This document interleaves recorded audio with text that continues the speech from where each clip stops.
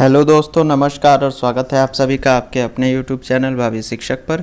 इस चैनल के माध्यम से आपको सीटेट 2020 की पूरी तैयारी टारगेट के साथ कराई जा रही है और इसी क्रम में आज का वीडियो लेकर के आया हूँ CDP यानी बाल विकास का बहुत ही इम्पॉर्टेंट टॉपिक वंशानुक्रम। अगर आप सीटेट की तैयारी कर रहे हैं तो ये टॉपिक आपको बहुत अच्छे से समझना ज़रूरी है। 2 से 3 मार्क्स यहाँ से आराम से इस पर्टिकुलर वीडियो से ही आपको देखने के लिए मिल जाएंगे। इसके लिए आपको करना क्या, हमारे चैनल को सब्सक्राइब कर दीजिए। और जो मैंने बताया था कि मोस्ट इम्पॉर्टेंट टॉपिक्स का जो एक वीडियो मैंने बताया था, जो बाल विकास के मोस्ट इम्पॉर्टेंट टॉपिक्स पर डिस्कस कर रहा था, उसमें ये इम्पॉर्टेंट टॉपिक बहुत ही ज़्यादा, मतलब मैं आपको बता दूं कि बहुत ज़्यादा इम्पॉर्टेंट टॉपिक है ये सीटेट के लिए। तो आपको ज़रूर इस वीडियो को पूरा देखिएगा, 1 मिनट भी स्किप मत कीजिएगा। बहुत इम्पॉर्टेंट टॉपिक है। मैं बार बार इसी वजह से कह रहा हूँ क्योंकि मुझे पता है आप में से बहुत लोग पूरा नहीं देखते हैं, लेकिन ये वीडियो ज़रूर देख लीजिएगा, ये बहुत इंपॉर्टेंट है। वंशानुक्रम की बात करते हैं तो एक बालक को अपने माता पिता से विरासत में मिले सभी गुणों को आनुवंशिकता या वंशानुक्रम कहते हैं। विरासत में जो है, आप ये मत सोचिएगा ज़मीन जायदाद, विरासत में जो गुण मिलते हैं उनको वंशानुक्रम कहते हैं। जैसे मान लीजिए किसी के पिता की हाइट छोटी है, माता की हाइट छोटी है, तो बच्चे की भी हाइट छोटी हो सकती है। ठीक है, तो ये बहुत सारी चीज़ें होती हैं, मैं आगे पूरा वीडियो में डिस्कस करूंगा इसी सब चीज़ों पे। यह आनुवंशिकता बालक के व्यक्तित्व के विकास का आधार होती है। यानी कि अब देखो, व्यक्तित्व में मान लो एक शारीरिक पक्ष भी आ जाता है, तो अगर हाइट वाले एग्जाम्पल कोई पकड़ के चलें तो आधार बन गया ना, ये अपर लिमिट हो गई और लोअर लिमिट। ये अपर लिमिट और लोअर लिमिट को फिक्स कर दिया गया इस क्या कहते हैं, वंशानुक्रम के द्वारा। ठीक, व्यक्ति के जीवन में शारीरिक लक्षणों पर वंशानुक्रम के प्रभाव पड़ते हैं जिसका वाहक जीन होता है। ठीक है, तो जो शारीरिक लक्षण होते हैं वो कैसे होते हैं, वो जीन्स से होते हैं। नहीं कहा जाता है किसी के जीन्स स्ट्रांग हैं या जीन्स कमज़ोर हैं। ठीक है, तो ये चीज़ें, अब यहाँ पे मैं एक एग्जांपल आपको रिसेंट से दूँ तो जैसे बाकी देशों के मुकाबले इंडिया में कोरोना मृत्यु दर कम है। तो कम क्यों है, तो ये इसका स्टडी करके पता किया गया कि यहाँ के लोगों का जीन जो है वो स्ट्रांग है, तो वो लोग इसके रोग प्रतिरोधक क्षमता, इम्यूनिटी सिस्टम स्ट्रांग डेवलप किए हुए हैं अमेरिका और चाइना की तुलना में। इस वजह से यहाँ पे मृत्यु दर कम जा रहा है। ये एक रिसेंट से मैं एग्जाम्पल उठा लिया। ठीक, एक युग्मनज में कुल 46 गुणसूत्र होते हैं। इन्हें 23 जोड़ी गुणसूत्र भी कहा जा सकता है। तो एक जो युग्मनज होता है उसके अंदर कितने गुणसूत्र होते हैं, ये बहुत इंपॉर्टेंट, मतलब मोस्ट इम्पॉर्टेंट है आपके सीटेट के लिए। ये बार बार ये सारे क्वेश्चंस रिपीट होते रहते हैं। क्या है कि टोटल 46 गुणसूत्र होते हैं, 46। ठीक, 46 का मतलब ये हुआ कि 23 जोड़ी होते हैं, यानी कि एक जोड़ी में 2 होता है ना, तो 46 हो गए। ठीक, उस तरह से। उसके बाद इसमें जो बहुत इंपॉर्टेंट पॉइंट ये है कि नरों में XY गुणसूत्र तथा मादा में XX गुणसूत्र पाए जाते हैं। तो ये क्वेश्चन भी पूछ लिया जाता है, तो ये हमेशा याद रखिएगा। इसको याद करने का एक ट्रिक तरीका बता दे रहा हूँ, आपको भूलेगा ही नहीं कभी। जैसे क्या है कि पहले के ज़माने में जब बेटियाँ पैदा होती थीं तो जो है मादा को दोष दिया जाता था कि तुम्हारी वजह से बार बार बेटी पैदा हो रही है। लेकिन क्या है कि उनके जो गुणसूत्र हैं वो तो कांस्टेंट हैं। निर्धारक कौन है, यानी कि इसमें से या तो ये वाला X आएगा या तो ये वाला X आएगा, X ही आएगा। निर्धारक कौन होता था, नर होते थे। तो ये गलत तरीका था, गलत धारणा थी। ठीक है, तो यहाँ पे मैंने वो एग्जाम्पल इसलिए दिया ताकि आपके दिमाग में सेट हो जाए। निर्धारक कौन होता है, नर होता है। क्यों, क्योंकि या तो इसका X आ जाता है या Y आ जाता है। अगर गर्भधारण के समय X और X गुणसूत्र मिल जाते हैं, यानी कि एक गुणसूत्र उधर से आता है नर के तरफ से, एक मादा के तरफ से आता है, और अगर X और X गुणसूत्र मिल जाते हैं तो बच्ची का जन्म होता है, और X और Y गुणसूत्र मिलते हैं तो बच्चे का जन्म होता है। ठीक है, बच्ची का जन्म, अब ये कैसे याद रखना है, बहुत सिंपल। अगर आपको फीमेल का याद है X और X होता है तो भाई बच्ची फीमेल ही तो है, तो X और X उसका हो जाएगा। और अगर आपको मेल का याद है X और Y गुणसूत्र होता है तो बच्चा मेल ही तो है, तो उसका X और Y गुणसूत्र हो जाएगा। ठीक, ये यहाँ पे देखिए, इस इमेज के माध्यम से समझिए। देखिए क्या है, ये मादा है XX है, ये नर है XY है। अब इसका आया एक गुणसूत्र X और इसका आया एक गुणसूत्र X। अगर XX आ गया तो बेटी हो गई, या फिर इसका आया एक गुणसूत्र x और इसका आया एक गुणसूत्र x, x x मिल गया तो बेटी हो गई। अगर यहाँ से x आ गया और यहाँ से y आ गया तो x y मिल करके बेटा हो गया, ठीक है। और यहाँ से x आ गया और यहाँ से y आ गया यहाँ से, तो एक्स वाई मिल करके बेटा हो गया, ठीक है।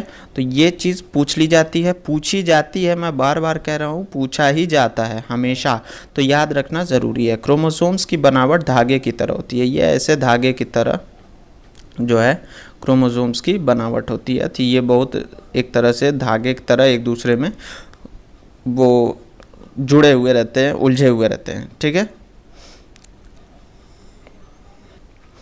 अगला है जीन के जो लक्षण आनुवांशिक रूप से संचारित होते हैं परंतु प्रदर्शित नहीं होते उन्हें जीनोटाइप कहा जाता है।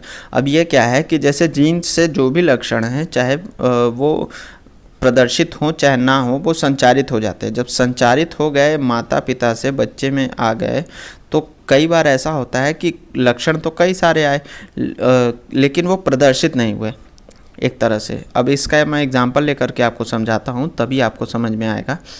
और एक और पहले ये भी पढ़ लेते हैं, जीन के जो लक्षण आनुवांशिक रूप से संचारित होने के साथ ही प्रदर्शित भी हो जाते हैं उन्हें फिनोटाइप कहा जाता है। अब इसका मतलब मैं आपको समझा देता हूँ कैसे। मान लीजिए कि एक पेरेंट्स हैं, उससे माता के दांत लंबे हैं, ठीक, माता के दांत लंबे लंबे हैं। अब क्या हुआ कि ये लक्षण संचारित हो गया लेकिन जो बच्चा हुआ उसके दांत लंबे नहीं हुए, दांत लंबे नहीं हुए, ये गुण संचारित हो गया, ये लक्षण संचारित हो गया लेकिन प्रदर्शित नहीं हुआ, ये हो गया जीनोटाइप, ठीक। अगर संचारित होने के साथ ही प्रदर्शित भी हो गया यानी कि उसके दांत लंबे लंबे जो थे उसके माता के, तो बच्चे के भी दांत लंबे हो गए तो ये हो गया फिनोटाइप यानी कि प्रदर्शित हो गया। यानी ये एक छोटा एग्जाम्पल मैंने दिया है, इस तरह के बहुत सारे एग्जाम्पल्स होते हैं। होता क्या है कि जैसे जब माता पिता से कोई गुण संचारित होते हैं तो ऐसा ज़रूरी नहीं है कि वो हमेशा प्रदर्शित हो ही जाए। संचारित हो गए, कई बार ऐसा होता है ना कि एक पीढ़ी, अब मान लीजिए यहाँ इस वाले दांत वाले एग्जाम्पल को लें तो ये जो पैदा हुआ इसको प्रदर्शित नहीं हुए लेकिन जो इसका बच्चा पैदा हुआ उसको प्रदर्शित हो गए, ठीक। जब इसका बच्चा पैदा हुआ तो उसको प्रदर्शित हो गए, तो इसका मतलब क्या हुआ कि ये संचारित तो यहाँ से हुए थे, यहाँ से संचारित होते हुए ये यहाँ आए थे लेकिन प्रदर्शित यहाँ जा कर के हुए, यहाँ जा कर के नहीं हुए, ठीक है। इस तरह से ये चीज़ आप समझ जाइए, बहुत इम्पॉर्टेंट चीज़ें हैं। जो प्रदर्शित होते हैं वो जो प्रदर्शित नहीं होते हैं वो जीनोटाइप और जो प्रदर्शित हो जाते हैं वो फिनोटाइप, ठीक। अब बात आती है जुड़वा बच्चों की।